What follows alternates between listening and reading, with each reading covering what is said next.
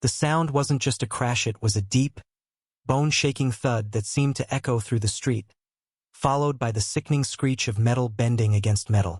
I froze, my coffee halfway to my lips, as the echo bounced off the houses and then dissolved into a chaos of yelling.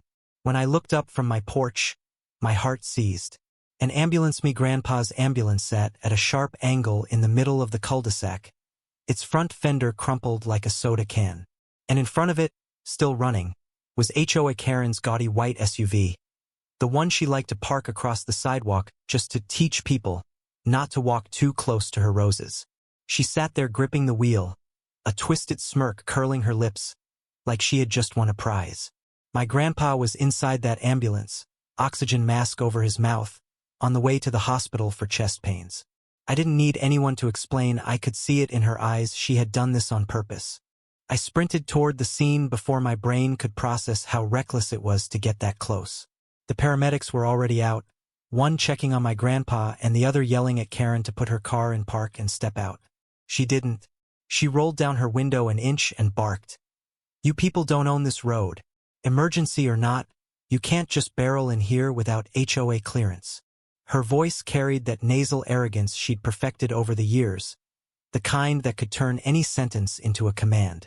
The medic shot back, "Ma'am, this man is in medical distress."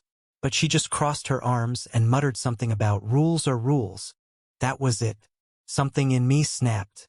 All those petty fines for imaginary violations, the way she'd measured my grass with a ruler, the way she'd threatened to report my visiting friends to the HOA because they parked too long, all of it burned through me like gasoline meeting a match. Only now it wasn't about me. This was my family. My grandpa. My history. I called 911 before I even reached the ambulance, my voice sharp as glass as I told the dispatcher exactly what happened, emphasizing that she had physically blocked and rammed a moving emergency vehicle with a patient inside. The dispatcher went quiet for a moment, then asked me to confirm the address. I did. That's when her tone changed, clipped and focused. "Sir, remain calm. Units are already in position." I didn't know what that meant until I heard the hum of engines from the far end of the street. 3 black SUVs rolled in like they owned the pavement, their windows blacked out, their movements sharp and intentional.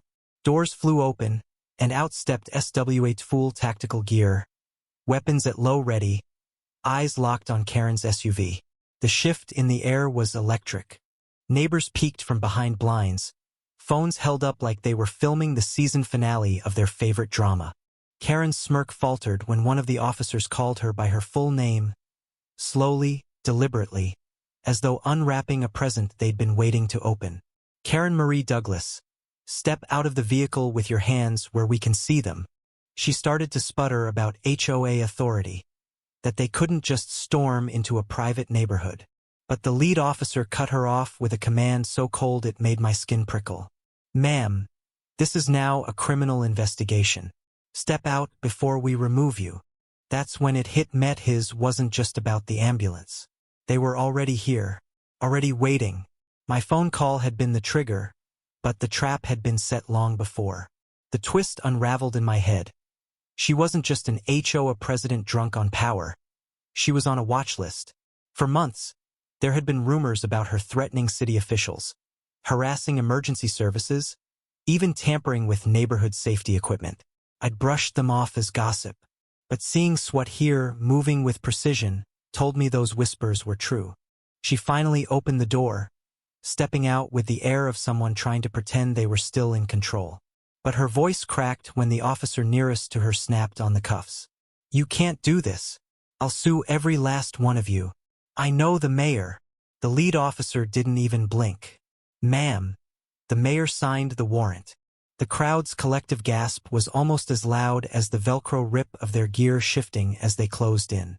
My grandpa's gurney was already being transferred to a backup ambulance, the medics moving quickly now that the obstruction was gone. I caught his eye for a split second. Even through the haze of oxygen and pain, he gave me a tiny nod, as if to say, "You did right." That nod anchored me, kept me from letting the rage take over completely. Because I wanted to scream. I wanted to tell her everything she'd stolen from this community, every ounce of peace she'd poisoned. But I didn't need to. She was being led away, head ducked, cameras flashing, neighbors whispering. Little did she know the worst was yet to come. They loaded her into the back of the armored vehicle, and just like that, the constant drone of her voice was gone from the street for the first time in years. But the quiet didn't feel like peace yet, it felt like the moment after lightning strikes, when you know the thunder is still coming. Neighbors stepped out one by one, emboldened now that she was cuffed. Mrs. Bennett from 2 doors down, who Karen had once fined for having her Christmas lights up in January, walked over to me, her hands trembling as she held up her phone. "You need to see this," she whispered. The video was from her front porch camera.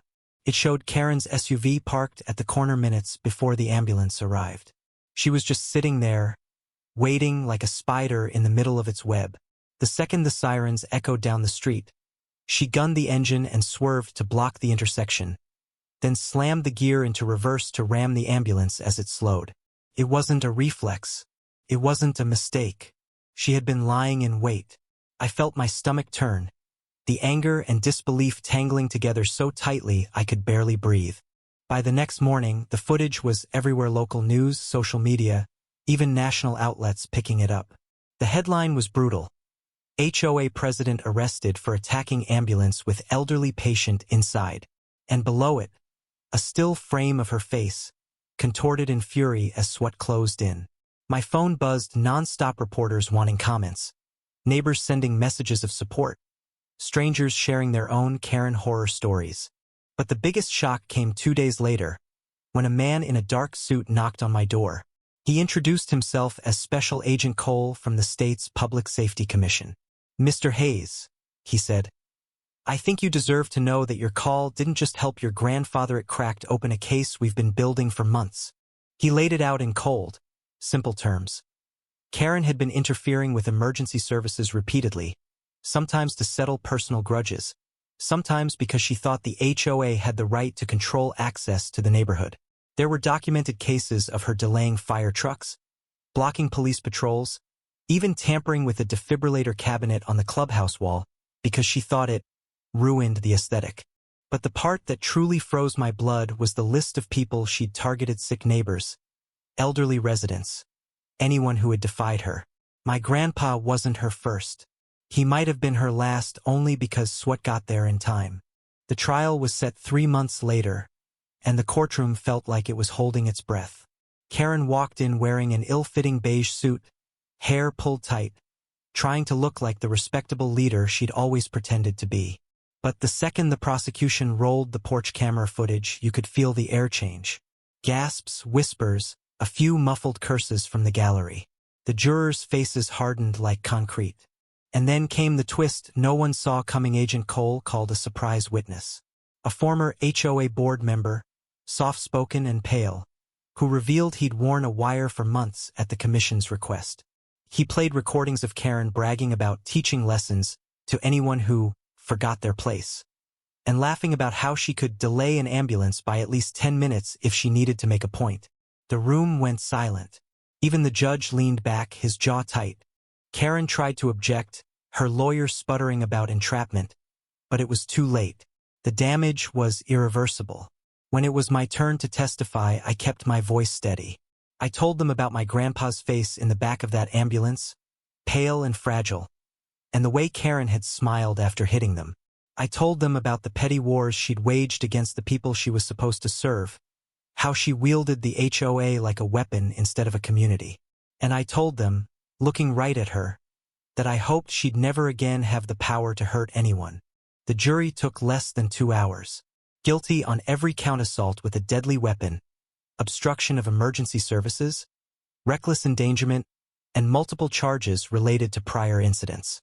The sentence was harsh but deserved: 15 years with no chance of parole for the first 8.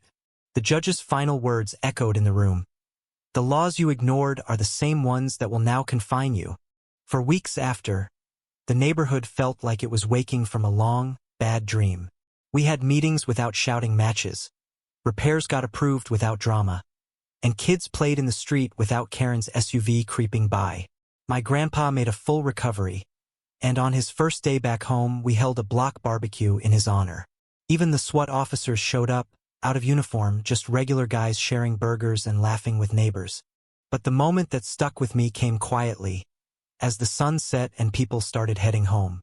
Mrs. Bennett took my hand and said, "You didn't just protect your grandpa that day. You freed all of us." I think about that often, how sometimes standing up in the worst moment of your life isn't just about you. It's about every person who couldn't stand up before. Karen's fall wasn't just her punishment. It was the neighborhood's second chance. And as much as I hate what she did, I can't help but feel a strange gratitude for the way it ended. Because now we're finally building something worth protecting. So here's my question to you: was what happened to Karen justice? Or was it mercy? I've made my peace with it, but maybe you see it differently.